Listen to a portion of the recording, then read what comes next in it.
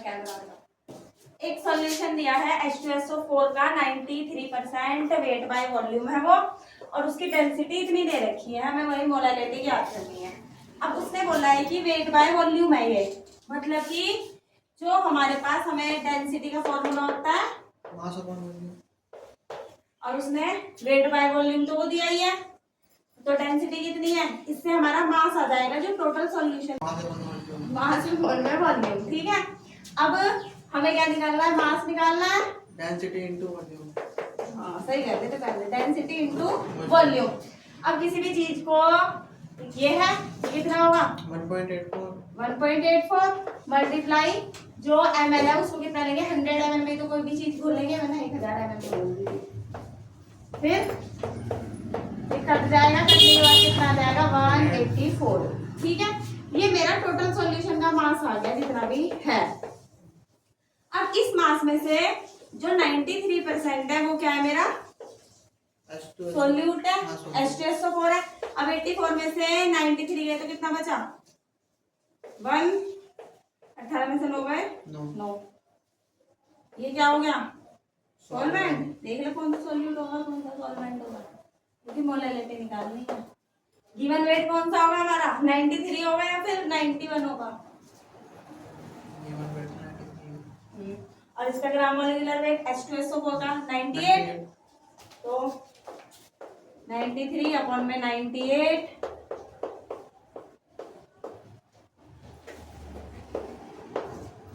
बस सॉल्व करना है, कर देना है। ठीक है,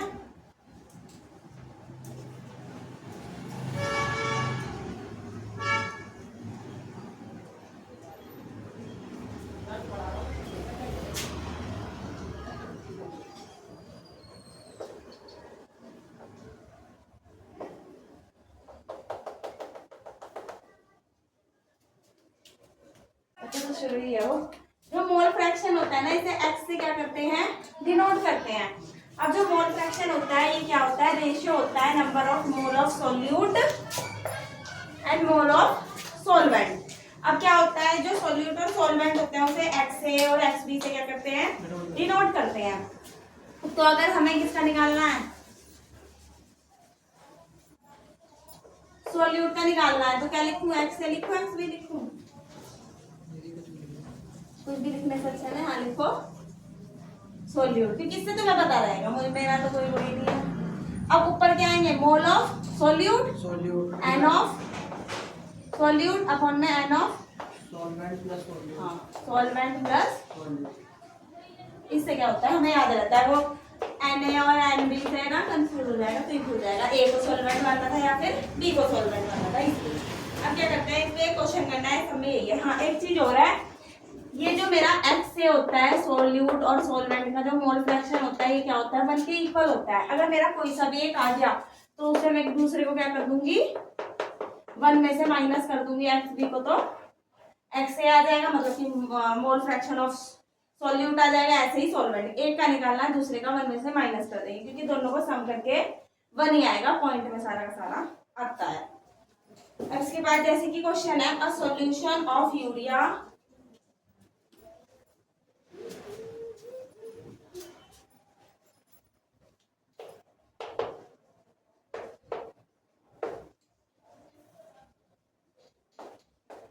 6 ग्राम by weight,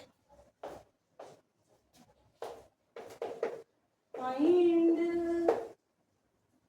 mole fraction of urea।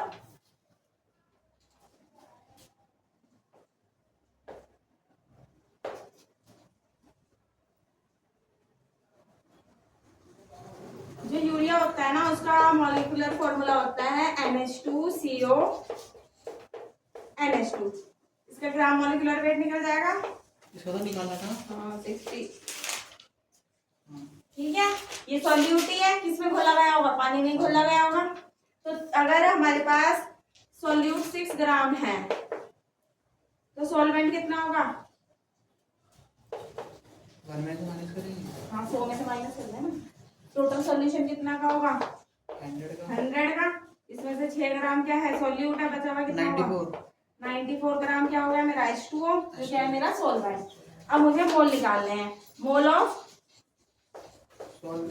Urea के मोल निकाल लिए तो यूरिया का गिवन वेट 6 ग्राम हाँ, और ग्राम मॉलिक्यूलर वेट 60। कितना आ गया? 1/10 0। ठीक है ना। अब मोल ऑफ H2O के निकाल लो। ऊपर क्या है 94, नीचे क्या होगा ग्राम मॉलिक्यूलर वेट 18। क्या आएगा आंसर? ये हो गया 94 84। सो 18 बनने कितना होगा? 90 ही होगा इसमें। 16 बन गए।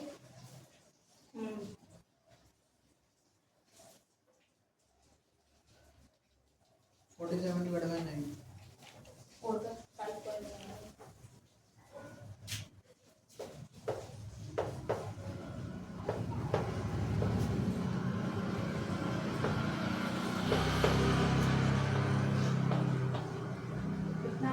5.2। ठीक है। अब नीचे क्या लिखेंगे? 5.2 प्लस 0.1 हाँ, तो कितना आ गया? 0.5 0.3। 0.3 पॉइंट से पॉइंट करिए, आंसर कितना आएगा?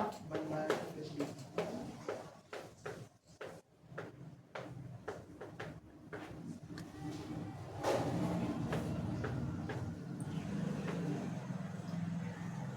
5 24 5 8 40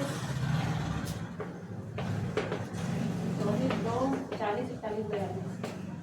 हाँ तो 8 आ गया। तो ये कितना आ गया? 0.018। ये तो किसका आया? यूरिया का। यूरिया का। अगर मुझे पानी का निकालना हो तो क्या कर दूंगी? 1 में से 0.018 को माइनस कर दूंगी तो मेरा उसका आ जाएगा। ठीक है, पता चला? A solution of दीदी को क्या लिखा है? मैंने तो लिखा, वो बता दो। क्वेश्चन तो लिख लिया था। क्वेश्चन नहीं लिखा था। ठीक है, मैं लिख रही। ये ऊपर क्या लिखा है? एच सॉल्यूशन है या सॉल्वेंट है? सॉल्यूट है ये, सॉल्वेंट ये सॉल्यूट।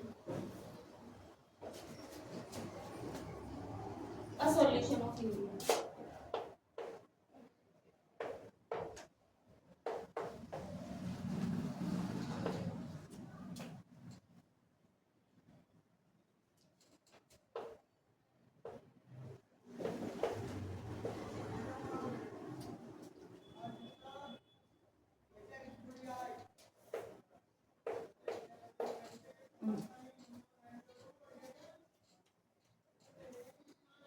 कुछ भी लिखा लिखा भी ऊपर का लिख लिया। ठीक है।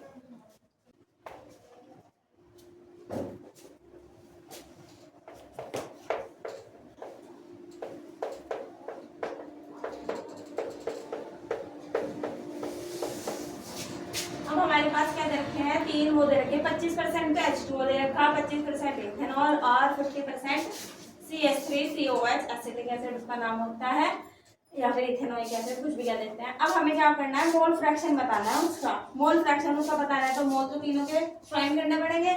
इसका तो मास अभी अभी आपने देखा था 18। इसका कितना आया? 24 24 और 5 24 और 5 29 और एक 30 30 30 में 16 जोड़ दें 46। 46। अब इसका 12 12 और 12 24 24 और 32। 24 प्लस 32 और 4 60। अब हमें क्या निकालने? मोल। पहले मैंने H2O के निकाल लिया। H2O के निकालने के लिए गिवन वेट कितना है? 25 अपॉन में 18। 18 ऐसे ही 2H 5OH के 46 डिवाइड बाय 24 25 डिवाइड बाय और 50 डिवाइड बाय CH3COH कितने? 50/60। ठीक है। जब इसके मोल आ जाएंगे तो हमें किसका निकालना? मोल फ्रैक्शन CH3COH का। तो इसके मोल सबसे ऊपर आएंगे और नीचे इसके क्या हो जाएंगे? प्लस। और कितना है? तो सबसे नीचे वाला तो हो गया 5/6 यानी कि 8।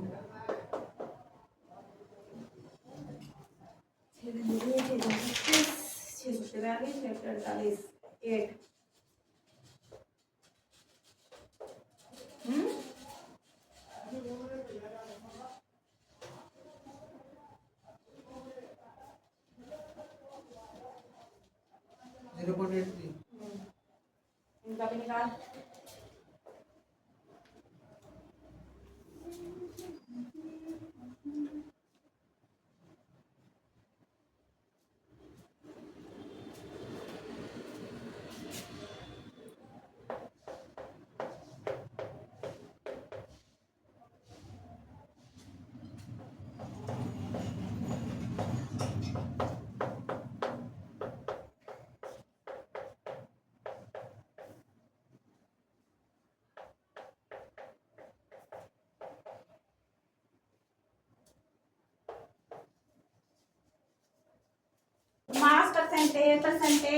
मास परसेंटेज निकालने के लिए क्या करते हैं, मास ऑफ सॉल्यूट अपॉन में मास ऑफ सॉल्यूशन मतलब मल्टीप्लाई 100। मास ऑफ सॉल्यूशन में क्या आ जाएगा, वही आ जाएगा सॉल्यूट और सॉल्वेंट का।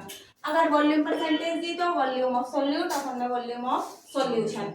सॉल्यूट को बी से डिनोट करते हैं और सॉल्वेंट को वीए से। तो ये लिख ले, चाहे खाली ये लिख ले, बात एक ही है।